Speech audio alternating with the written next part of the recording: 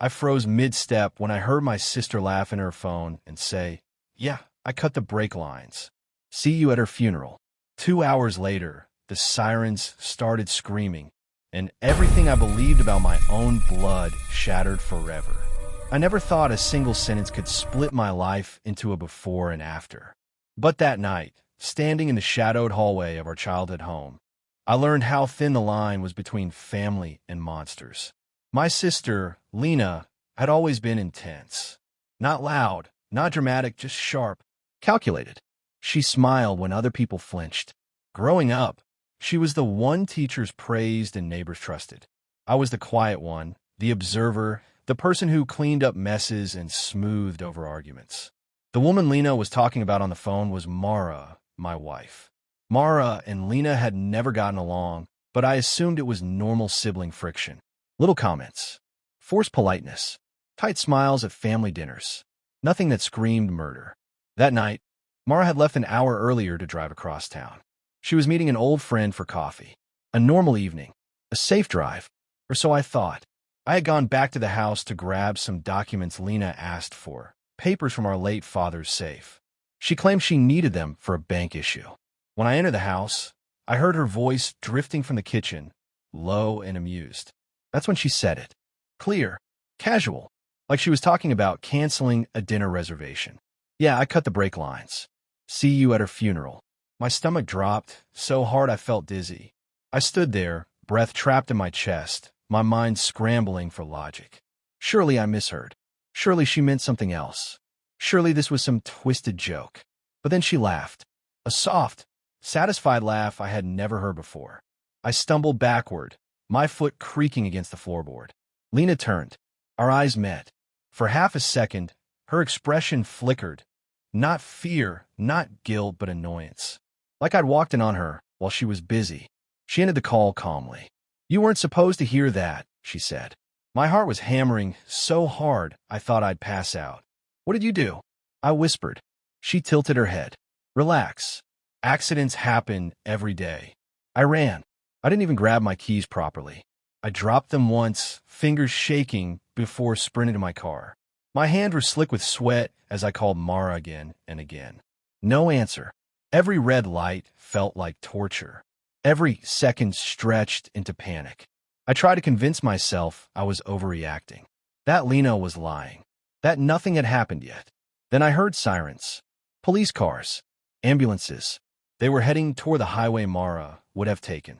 I followed them like a man possessed. When I reached the crash site, everything blurred. Twisted metal. Shattered glass.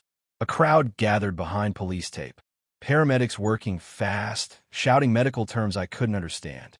I screamed her name until my throat burned. A police officer stopped me. "Sir, you need to step back." "My wife," I choked. "Please, my wife."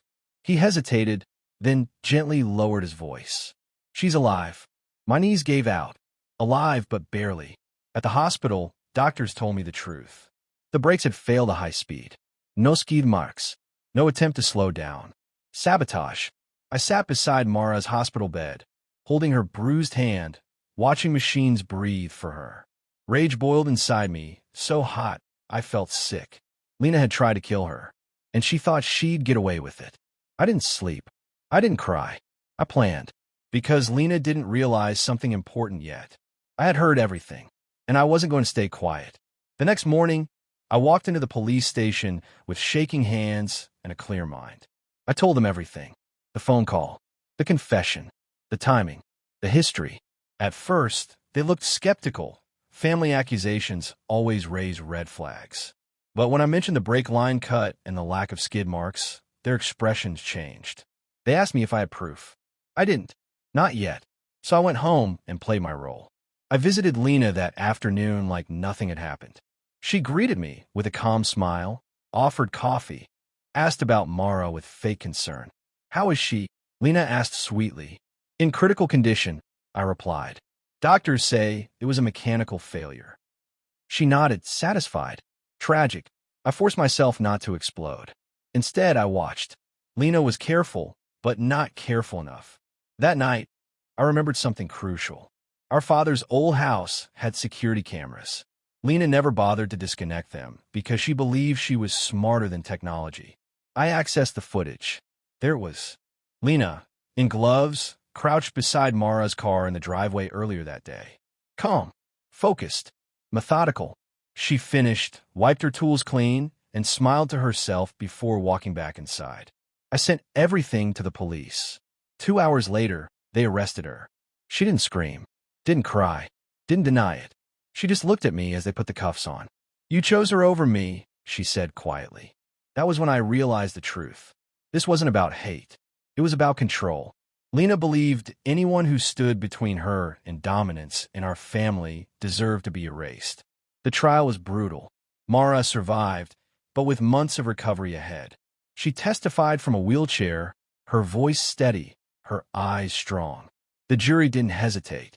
Lena was convicted of attempted murder and conspiracy. As the sentence was read, she finally lost control, screaming that we had betrayed her, that she had done what was necessary. She was led away in chains. I didn't feel victory. I felt relief. Months later, Mara and I moved far away. New city, new start, new life built on honesty and vigilance. Sometimes, late at night, I still hear Lena's voice in my head. See you at her funeral. But then I look at Mara sleeping beside me, alive, breathing, real, and I remember something powerful. Evil hides best behind familiar faces. And sometimes the bravest thing you can do is stand against your own blood. You just heard a story of betrayal, survival, and quiet revenge. If it left you thinking, hit like, share it forward, and subscribe for more true emotional stories that'll stay with you long after they end. Every click helps another story find its voice.